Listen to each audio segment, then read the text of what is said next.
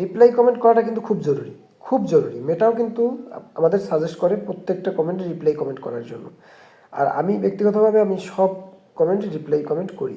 এখন এই reply comment করাটা কিন্তু আসলে অনেকটা কষ্টসাধ্য কাজ, অনেকটা কষ্ট কাজ। আর যাদের বড় ইউজার, হেভিওয়েট ইউজার, দেখা যায় যে কোনো পোস্টে হাজার হাজার কমেন্ট পড়ে, ওগুলো রিপ্লাই দেওয়া অনেকটা কষ্টসাধ্য হয়ে যায়।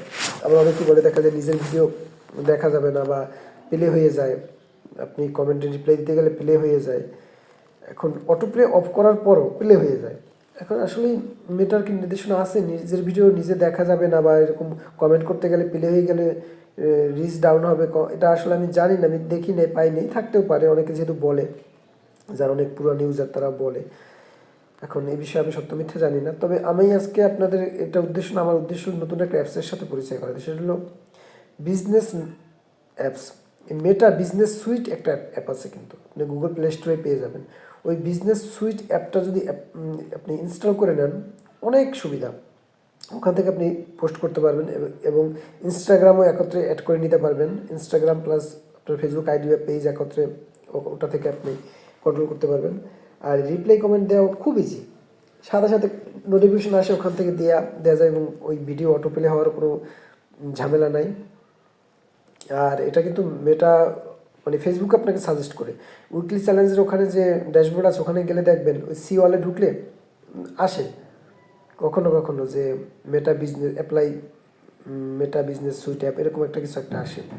তো এই মেটা বিজনেস সুইট অ্যাপটা আপনারা ইনস্টল করে নিতে পারেন। খুব ইজি, পোস্ট করা থেকে শুরু করে মানে টোটাল আপনার পেজ বা আইডিটা এবং সাথে ইনস্টাগ্রামটা কন্ট্রোল করা খুব ইজি, খুব খুব ইজি মেটা বিজনেস সুইট অ্যাপ দিয়ে। আপনারা ট্রাই করতে পারেন। আমি কিন্তু ব্যক্তিগতভাবে ওটা ইউজ করি এবং করে দেখি যে আসলে অনেক সুবিধা পাচ্ছি, অনেক ভালো। আপনারাও করুন।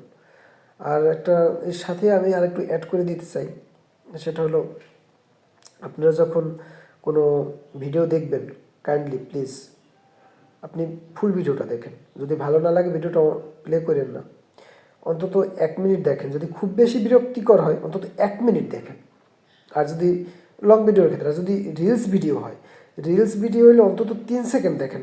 যতই বাজে বা খারাপ রিলসই হোক, আপনি দেখা যায় আপনার সামনে আসছে, আপনার প্লে হয়ে গেছে, প্লিজ অন্তত 3 সেকেন্ড দেখেন। তাহলে আপনারও লাভ হবে আর ওই লোকটারও লাভ হবে। আসলে একে অন্যের পাশে না দাঁড়ালে তো আমরা কেউই আগাইতে পারবো না।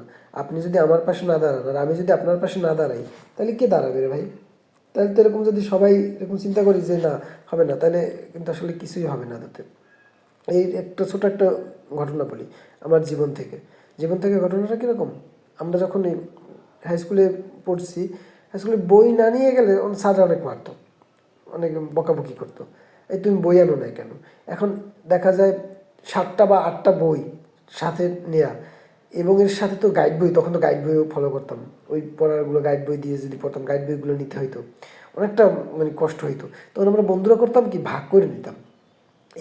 আমি এই 2টা বই আনবো, তুই এই 2টা বই আনবি, তুই এই 2টা বই আনবি, এরকম ভাগ করে নিতাম। ভাগ করে নিলে তাহলে ওরকম ইজিলি হয়ে যেত, সব বইগুলো থাকতো, আমাদের সুবিধা হইতো।